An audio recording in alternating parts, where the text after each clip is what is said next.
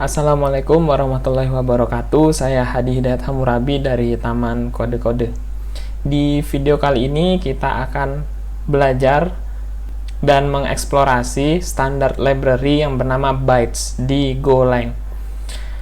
Jadi, standar library Bytes ini digunakan untuk membantu kita, programmer, untuk melakukan manipulasi byte. Byte ini sendiri adalah tipe data yang ada di Go dan umumnya digunakan untuk hal-hal yang sifatnya low level seperti stream data, encoding dan decoding file, ataupun data-data yang dikomunikasikan secara binary. Oke, sekarang kita masuk ke package bytes-nya. Di sini kita sudah lihat adalah dokumentasi untuk package bytes ini sendiri. Di website resmi Go itu ada di URL pkg.go.dev/bytes. Dan di sini untuk overview-nya, bytes sendiri merupakan fungsi-fungsi yang digunakan untuk memanipulasi byte. Nah, byte-nya bukan hanya byte ya, tapi byte slices. Jadi di sini kita punya slice yang elemennya itu bertipe byte. Jadi slice of byte gitu. Nah, di sini ada banyak kesamaan dengan package strings. Package string sendiri digunakan untuk melakukan manipulasi tipe data string. Kita akan bahas package strings di seri-seri berikutnya. Sekarang kita lanjut ke bagian bytes. Di sini ada banyak sekali fungsi yang bisa kita gunakan dan semuanya ini berhubungan dengan slice of byte. Di sini kita scroll ke bawah, sangat banyak, ada function, ada type, di sini ada struct, kemudian ada panduan juga lengkap, ada example-nya. Oke, nah sekarang kita akan explore beberapa function terlebih dahulu. Untuk melakukan eksplorasi, di sini saya siapkan file bernama bytes.go. Silakan teman-teman untuk siapkan juga filenya di kode editor. Di sini kita langsung gunakan nama package main dan di bawahnya kita tulis function main. Nah, sebelum dapat digunakan, package bytes ini sendiri harus di import ya. Import bytes. Oke. Nah, setelah diimport, di sini baru bisa kita gunakan. Oke. Kita akan praktek dan coba gunakan fungsi yang pertama. Di sini bernama clone. Jadi awalnya di sini kita punya variabel a misalkan. Kemudian isinya adalah slice of byte. Oke. Di sini kita buat byte-nya dari string aja supaya gampang dilihat. Misalkan nama orang misalkan ya Shauki gitu. Nah, salah. Di sini misalkan namanya Shauki gitu ya. Nah, kemudian dengan clone ini kita bisa panggil seperti ini dan kita perlu untuk memasukkan satu byte awal gitu ya. Nah, di sini kita masukkan A. Oke, kalau kita save, udah di sini. Tapi kalau kita jalankan, ini belum menghasilkan apa-apa. Run bytes.go. Di sini belum menghasilkan apa-apa ya, karena belum kita print. Oke, di sini kita coba untuk fmt.println. Kemudian kita print aja A-nya dulu. Dan di sini bisa kita lihat untuk slice of byte yang awalnya string sekarang diubah menjadi deretan angka-angka seperti ini. Ya, inilah contoh byte yang asli gitu ya. Jadi walaupun kita menggunakan string, sebenarnya gue akan mengubah ke bentuk angka-angka seperti ini. Kemudian kita kembali ke fungsi clone. Di sini fungsi clone ini dia menghasilkan satu data baru sebenarnya, yaitu apapun kita bisa simpan di variabel. Di sini misalkan namanya B, kemudian kita print lagi B. Oke, di sini kita sudah mendapatkan 2 byte yang sama, 2 slice of byte yang sama, 2 bytes yang sama. Nah, kemudian pertanyaannya kegunaannya clone ini apa? Kan bisa langsung aja gitu ya. Misalkan B A gini. Ini kan sama aja. Hasilnya sama aja ya di sini. Nah, gunanya adalah kalau misalkan kita tidak menggunakan clone, di sini misalkan kita ubah A yang pertama itu bukan show key tapi misalkan F gitu ya. Kemudian kita jalankan. Nah, di sini teman-teman lihat yang awalnya 115 menjadi 102 untuk A-nya. Betul, karena kita ubah. Tapi di sini kita lihat yang B. Yang B juga ikut 102, yang harusnya tetap aja ya 115 karena kita mau ya A itu adalah bytes yang berbeda, B juga bytes yang berbeda. Makanya di sini kita gunakan clone supaya ketika kita ubah A, maka B bisa berdiri sendiri. Di sini datanya tidak berubah. Yang berubah hanya A menjadi 102. Untuk B tetap 115. Oke, itu fungsi clone. Kemudian berikutnya di sini ada compare. Compare itu gunanya adalah yang paling gampang seperti ini, teman-teman. Jadi misalkan kita lihat kita punya byte isinya 1 gitu ya, B gini, dan yang B ini 2 gitu. Nah, di sini kita bisa print hasil dari bytes.compare. Di sini A B.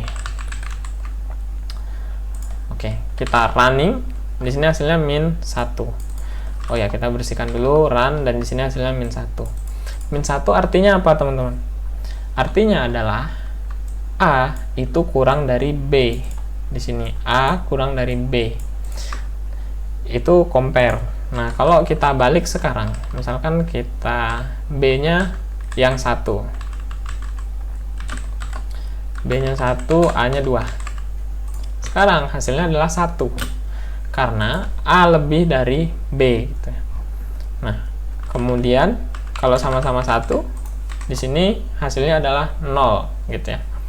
Nah, gunanya apa compare? Ini bisa kita gunakan misalkan kalau kita mau buat fungsi sorting, kita mau mengurutkan berdasarkan abjad gitu.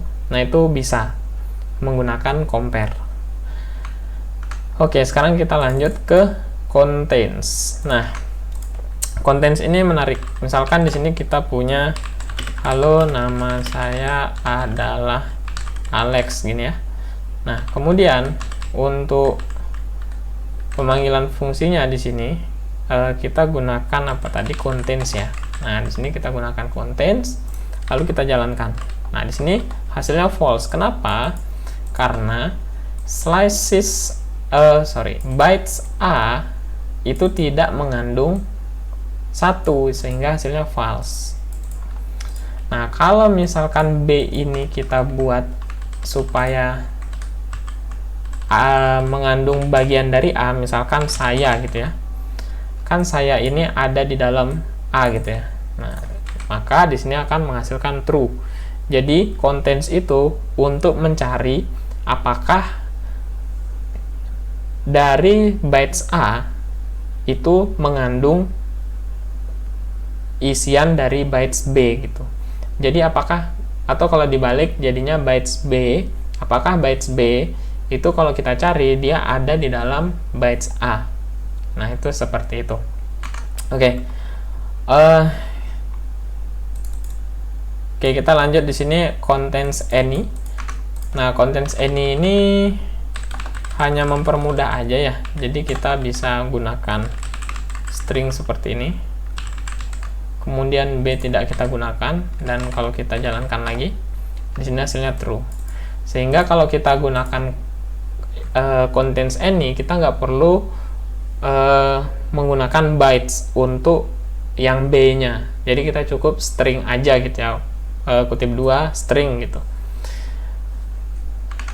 Oke, sekarang kita lanjut ke contains func. Nah, di sini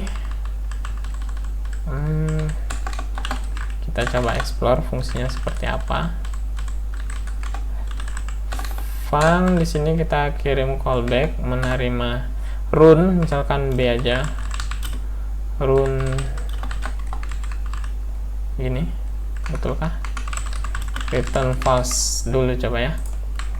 Coba. Nah, sekarang kalau kita print ln di dalamnya,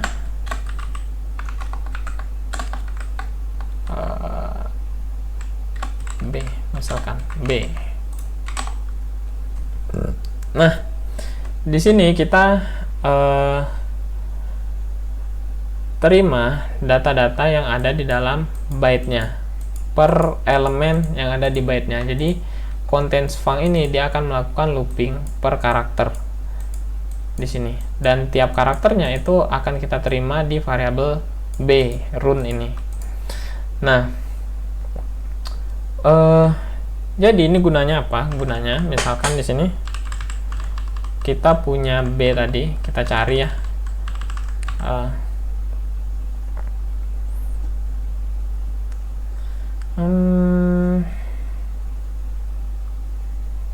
Atau yang simple aja deh ya.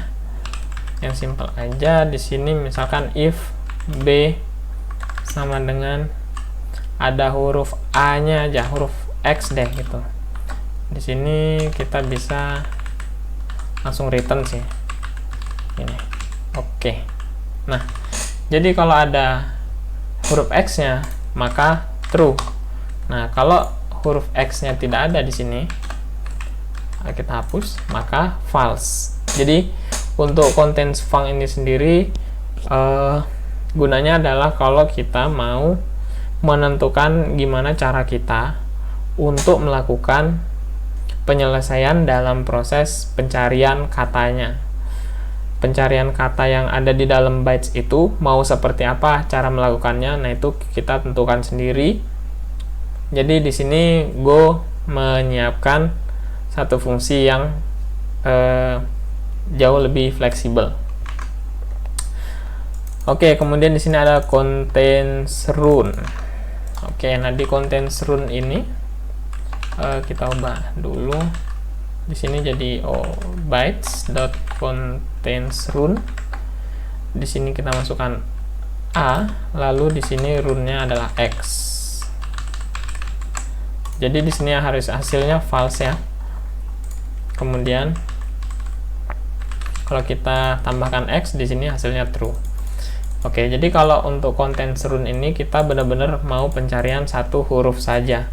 Nah, kalau satu huruf contains run ini akan lebih efektif karena kita hanya mengirimkan data run, bukan berupa bytes gitu ya. Oke. Sekarang kita lanjut ke count. Di sini count itu gunanya adalah untuk menghitung ada berapa kali bagian yang kita tentukan. Misalkan di sini count dari A itu ada berapakah huruf A-nya gitu ya. Misalkan di sini B lagi, di sini huruf A-nya saja A. Oke, di sini huruf A ada 9, teman-teman. Nah, gimana kalau kita ketik saya gitu ya. Nah, di sini saya itu ada 1. Gitu. Jadi count itu untuk menghasilkan ada berapa kali B di dalam A. Itu jadi saya itu ada berapa kali di dalam A ini gitu. Di sini 1 kali. Tadi kita coba huruf A, ternyata ada 9 kali di sini ya. Oke, sekarang kita lanjut di sini. Namanya cut.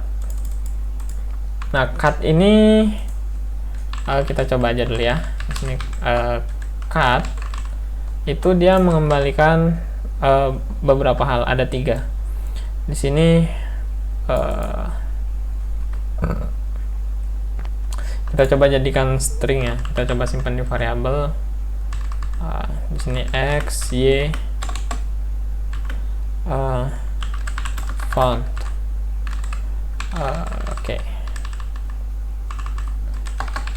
Oke, kayak gini. Nah, sekarang kita print x-nya sebagai string dan y-nya juga sebagai string. Untuk fontnya di sini nggak perlu diubah karena dia udah bisa langsung di print. Nah, di sini untuk split, untuk cut, fungsi bytes.cut, fungsi bytes.cut ini akan membagi 2, sebelum dan setelah. Sebelum dan setelah apa? Jadi di sini kan kita menggunakan saya pemisahnya ya. Jadi bytes.cut akan membagi halo nama dan adalah Alex. Jadi sebelum saya dan setelah saya gitu. Makanya di sini sebelum dan setelah. Jadi dibagi seperti itu ketika kita menggunakan cut. Dan di sini ada found. Found itu kalau misalkan ditemukan dan berhasil melakukan cut, maka hasilnya true. Di sini misalkan kita cut yang nggak ada, misalkan z gitu ya. Nah, di sini hasilnya false. Sehingga di sini nggak ada cut yang terjadi. Seperti itu. Oke, di sini kita lanjut ke cut prefix.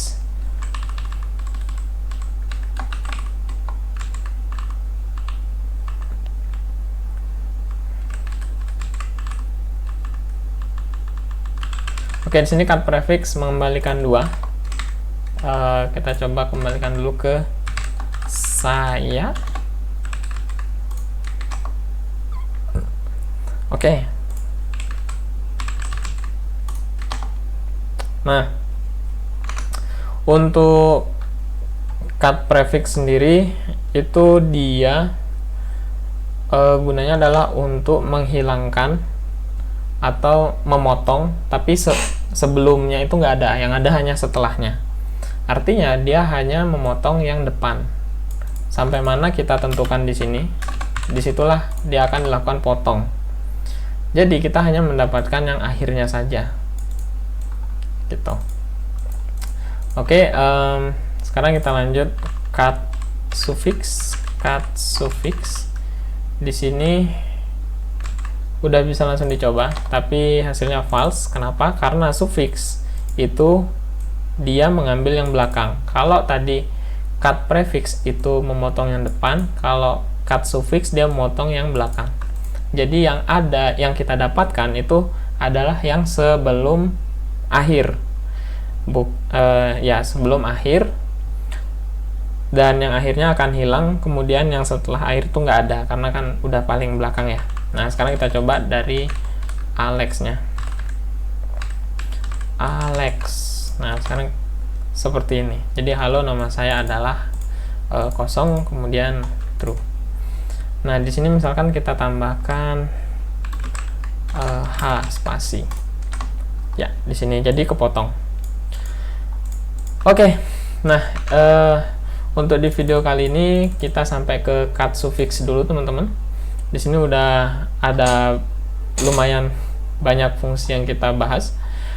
Di video berikutnya kita akan lanjut dari equal ke bawah. Oke, itu demikian. Semoga bermanfaat. Terima kasih sudah nonton. Assalamualaikum warahmatullahi wabarakatuh.